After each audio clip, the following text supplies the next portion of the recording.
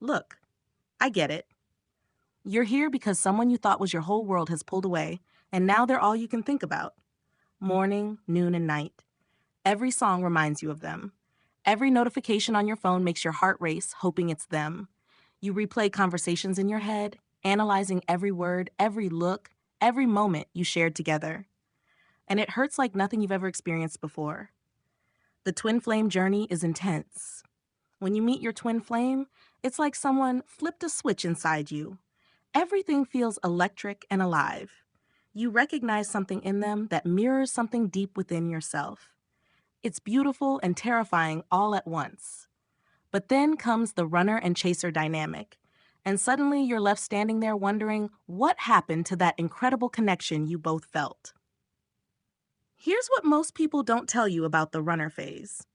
Your twin flame isn't running because they don't care.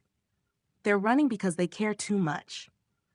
The connection is so overwhelming, so life-changing, that it brings up every fear, every insecurity, every bit of baggage they've been carrying around for years. And instead of facing it, they bolt. The obsessive thinking, that's your mind's way of trying to make sense of something that defies logic. But here's the truth. Obsessing over your runner twin flame is actually blocking your journey forward. It's keeping you stuck in a painful pattern that doesn't serve either of you. So today, we're going to talk about how to break free from this mental prison, how to stop checking their social media 50 times a day, how to reclaim your peace and your power, even when it feels impossible. Because the twin flame journey isn't just about union with another person. It's about union with yourself. Your brain is actually trying to protect you, believe it or not. When you experience a connection as intense as a twin flame connection, your mind forms powerful neural pathways.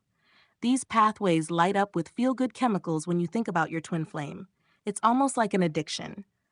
Studies have shown that romantic love activates the same brain regions as cocaine does. So when you can't stop thinking about your runner twin flame, you're literally experiencing withdrawal symptoms. But there's more to it than just brain chemistry. The twin flame connection touches something ancient in your soul. You feel like this person completes you, like they hold a piece of you that you've been searching for your whole life. When they run, it triggers abandonment wounds you might not even know you had. Maybe you were left as a child. Maybe someone you trusted walked away. Whatever it is, your twin flame running is pushing every single button related to rejection and unworthiness. Your mind keeps circling back to them because it's trying to fix what feels broken. It's scanning for solutions, replaying scenarios, imagining different outcomes. What if you had said this instead of that? Your mind believes that if it just thinks hard enough, it can figure out the magic formula to bring them back. But here's the kicker. There is no magic formula. The twin flame journey operates on soul timing, not mental gymnastics. The obsessive thinking also serves as a distraction from something deeper. It keeps you focused outward on them instead of inward on yourself. Because turning inward means facing your own fears, your own shadows, your own healing work. And let's be honest, that's scary stuff. It's easier to obsess over why they left than to ask yourself what their departure is trying to teach you. Let's talk about what this obsession is actually costing you. How much of your life have you put on hold? How many opportunities have passed you by because you were too busy stalking their social media or waiting for a text that never came? This isn't about making you feel guilty. It's about waking you up to the reality of what you're sacrificing. Your energy is your most valuable resource. Every minute you spend obsessing over your twin flame runner is a minute you're not spending on your own growth, your own dreams, your own life. Maybe you've stopped hanging out with friends because you don't want to miss their call. Maybe you've lost interest in hobbies that used to bring you joy. Maybe you're not performing well at work because your mind is always somewhere else. The obsession also impacts your physical health. Constant stress and anxiety wreak havoc on your body. You might notice you're not sleeping well, tossing and turning, while your mind races through scenarios. You might be stress eating or forgetting to eat altogether. Your body is carrying the weight of your mental turmoil, and it's crying out for relief. There's an emotional cost too. The obsession keeps you riding a roller coaster of hope and despair. One minute, you're convinced they're coming back. The next, you're sure they never loved you at all. This emotional whiplash is exhausting. Your obsession is also affecting your self-worth. Every day they don't reach out feels like confirmation that you're not enough. But here's what you need to understand. Their running has nothing to do with your worth. This is going to sting, but you need to hear it. You cannot make your twin flame come back. You can't think them back. You can't manifest them back. You can't love them back. The only person you have control over is yourself. And the sooner you accept this, the sooner you can start healing. You've probably spent countless hours trying to figure out what you could do differently. You've read every article about twin flames, watched every video, joined every forum. You've tried giving them space. You've tried reaching out, and none of it has worked the way you hoped. Because you're trying to control something that isn't yours to control. Their journey is their own. They have their own lessons to learn, their own healing to do, their own timing to honor. You can't rush them through it any more than someone could have rushed you through your own growth journey. And here's something that might shift your perspective. What if their running is actually the most loving thing they could do right now? What if they know they're not ready to show up in the way you deserve? Accepting what you cannot control doesn't mean giving up on the connection. It means releasing your death grip on the outcome. It means trusting that whatever is meant to be will be, without you having to force it.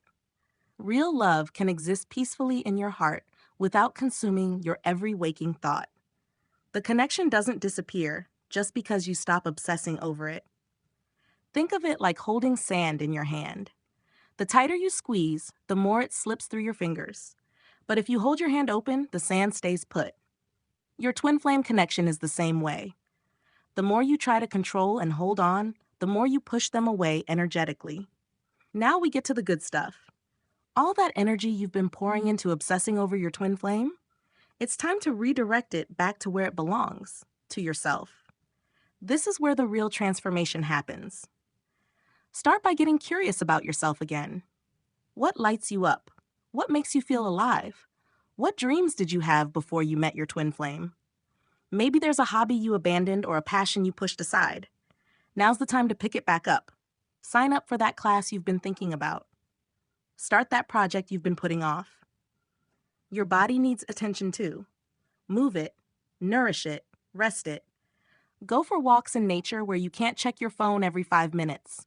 Try yoga or dancing or whatever form of movement makes you feel good in your skin. Taking care of your physical body isn't selfish. It's the foundation for everything else. Your emotional healing deserves your energy as well. Maybe it's time to talk to a therapist or counselor who can help you work through the deeper wounds this connection has triggered. Maybe you need to journal, letting all those obsessive thoughts pour out onto paper where they can't circle endlessly in your mind. Reconnect with your support system. Reach out to friends and family you might have neglected during your obsession. Let them remind you of who you are beyond this connection. Spend time with people who make you laugh, who see your value, who don't judge you for your pain, but also don't let you wallow in it forever. Create new neural pathways by building new routines. Your brain has been running the same obsessive patterns for so long that it thinks that's normal. Maybe every morning you write down 3 things you're grateful for instead of checking if they viewed your story. Small, consistent actions rewire your brain over time. Let's get practical about breaking the obsessive cycle. You need to set some firm boundaries, and the first person you need to set them with is yourself. This means getting honest about behaviors that are feeding your obsession and then actively choosing different actions. Social media is probably your biggest trap. Checking their profiles multiple times a day, looking at who's liking their posts, analyzing their stories for hidden meanings. This has to stop. Unfollow them, block them if you have to. Delete their number from your phone. I know this sounds extreme, but desperate times call for desperate measures. Set specific times when you're allowed to think about them. Tell yourself you can dedicate 15 minutes in the morning and 15 minutes in the evening to think about your twin flame all you want. But outside those windows, whenever thoughts of them pop up, You gently redirect your attention elsewhere. This takes practice, but it works. Get an accountability partner. Tell someone you trust about your struggle and ask them to check in with you. Maybe they can be the person you text when you're about to do something you know you shouldn't, like reaching out to your twin flame at 2 in the morning. The twin flame journey isn't just about romantic love.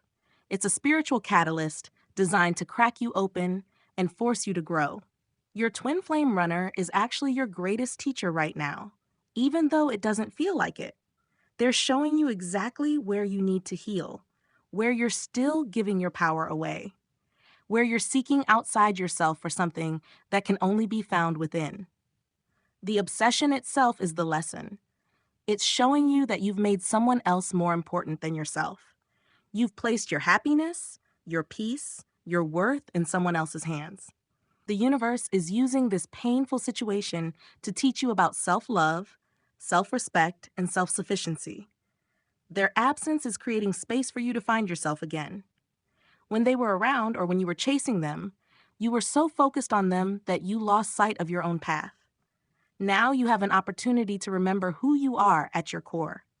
What do you believe in? What do you stand for? What kind of life do you want to create? This experience is preparing you for something bigger. Maybe it's preparing you for eventual union with your twin flame when you're both ready.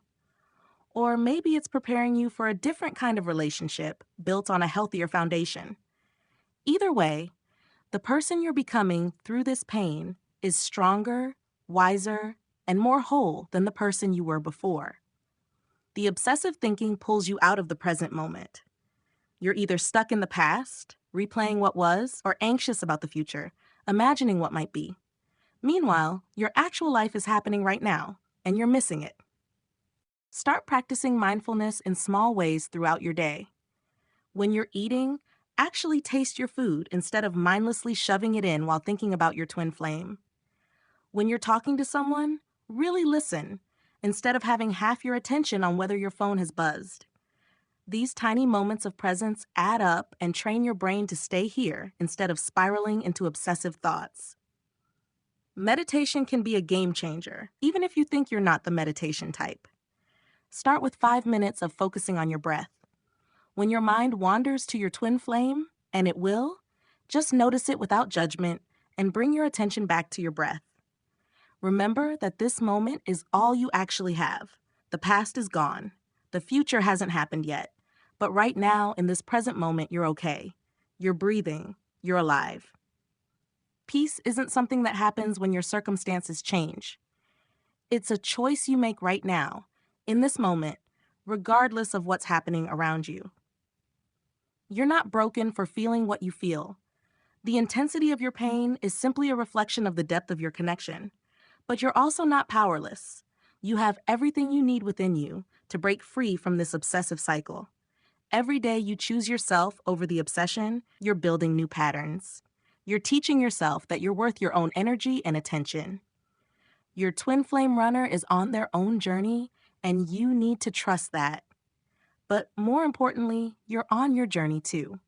You're being called to level up, to heal, to grow, to become the person you're meant to be. So take it one day at a time. Redirect your thoughts when they spirals that protect your peace. Do the inner work even when it's uncomfortable. You've got this.